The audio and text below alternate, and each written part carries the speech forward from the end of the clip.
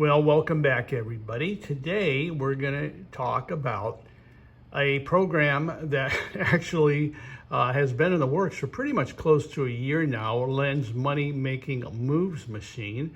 We were going to introduce it last summer, July or August or something, but Len wasn't quite satisfied with it. Put it aside for a while, then went back to work on it. And what he's produced here is pretty remarkable. It's actually a different theory, a new theory. He calls it mini moves or micro moves. Everybody knows about horses that have bursts of speed. A burst of speed, it's usually maybe a burst of speed that lasts a half furlong or so. That may indicate that the horse is being set up or setting itself up based on this move for better health and a better race next time. But Len is actually looking at much smaller moves, again, that's why he calls them mini moves or micro moves, which he measures in feet per second. And then also, since the times are measured in hundredths of seconds, he combines those two, and he can spot very short moves, 2 or 3 second moves that may be significant. And so what he's basically done, he said that in his research, he's found that moves, positive moves in a race are often good indicators that a horse is going to run better next time. And what he did is he developed an algorithm that could, based on the data that he gets out of the BristNet data map from the BristNet files, that can pretty much spot at any point in a race, say 2.5 furlongs into a race, if a horse has a 3-second burst of speed or something, then he can track that. And that's basically what he's done here. So you see what he says here. He discovered that the BristNet data map could analyze and break down not only feet per second, but also mini fractional times in hundredths of seconds that correspond to each step. So he wrote a algorithm that would allow him to view any 2, 3, 4, or 5 second segment during any point in a given race.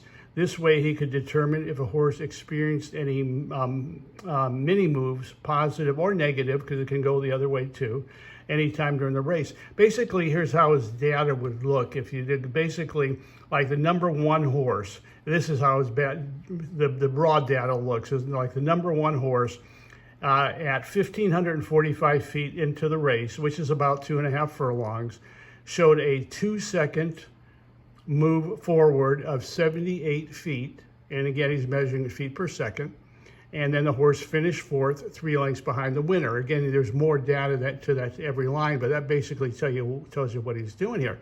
So he says, so if the data sees a 2-second burst of energy or speed going into the far turn, I can look at hundreds of these situations and then break down the data to see if these moves were significant to the horse's performance today, and most importantly, to its next race finish. And he says, most importantly, because I have found that often horses will show these bursts and then flatten out, but come back and run big in their next starts, especially if a drop of class is involved. So basically, that's what he's looking. Oh, he said also, this is important too, he discovered that the analysis can be a backdoor to discovering potential trouble in a race.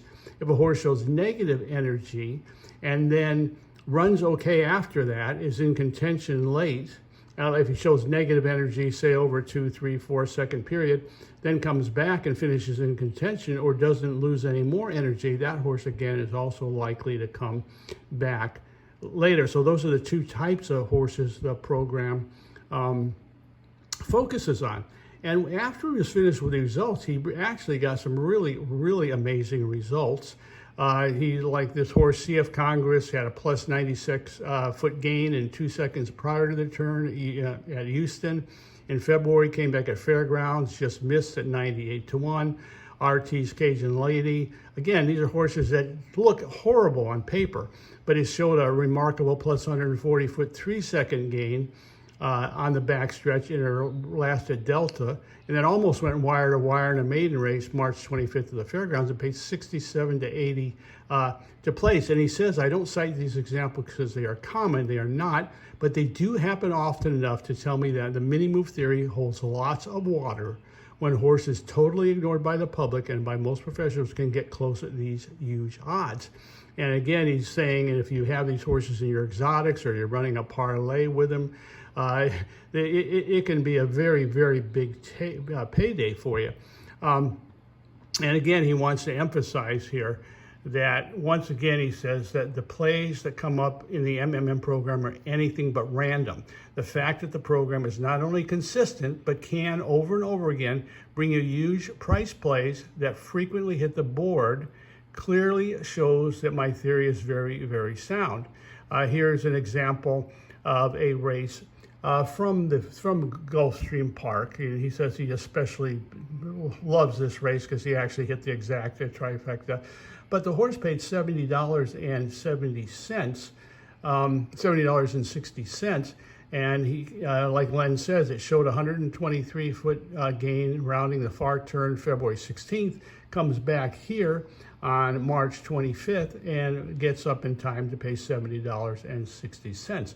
Now, the program isn't all about price, but price and the type of horses you'll see run into the money, again, is really, really remarkable. So you should always be playing these horses probably at least across the board. But for the most part, you're going to get a lot of normal price horses. Here's a $9.60 horse, a $9.60 horse. Here's a horse.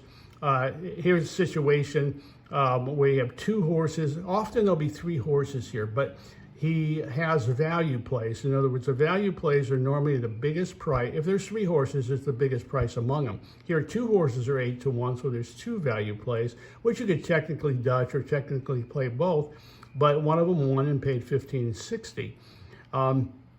Also here's the RT Cajun Lady race he was talking about. 20 to 1 on the morning line, almost hold on for the whole ball of wax, but paid $67.60 to place and $26 to show.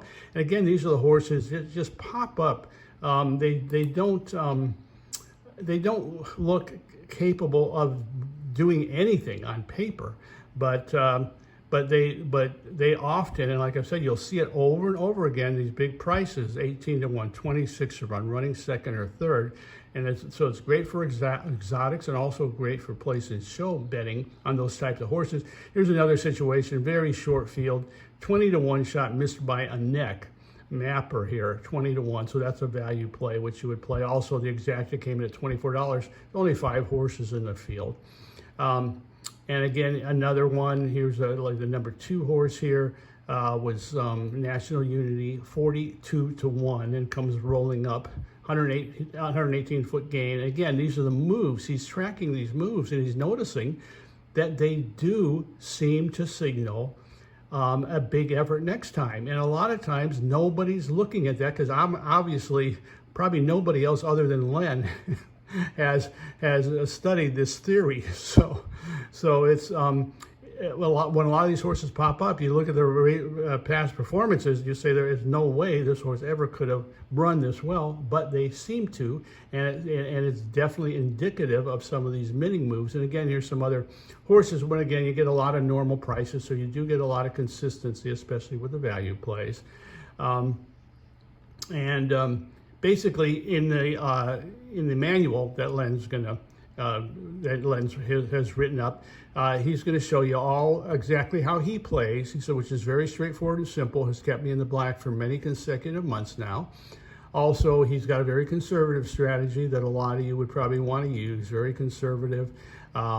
You won't have anything in the way of runouts, and also be able to, make some decent money on it. And he's also got a very aggressive a very aggressive strategy that does involve a progression, but it can really, really make you a lot of money if you stick with it.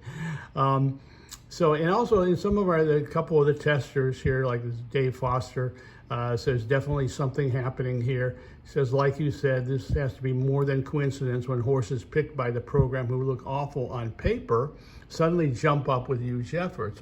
And and again, he likes the value angle as well, because the value angles hit often. But he's saying with some of the price plays, he likes to place trifectas and superfectas, and that while the big prices often don't win, they do run second, third, or fourth all the time. So if you're playing trifectas or superfectas, you've got to use those. Here's a kind of a grumpy guy he wouldn't mind me saying this, Martin from the Bronx, but he kind of doesn't believe in anything, but then sometimes gets surprised. And about his experience, he said he saw 2 horses picked that were 26 to 133 to run, 1 second and third. Next day, he saw some big prices, and he basically says here he's not easily impressed, but I keep wanting this program to fail, but it just keeps producing these bizarre results. So again, this is a really, really new, exciting theory. I don't know if it'll ever become standard in the game, but I believe Len's discovered something here that nobody else ever has. Or nobody else has ever gone through the work, because Len has put a heck of a lot of work into this thing.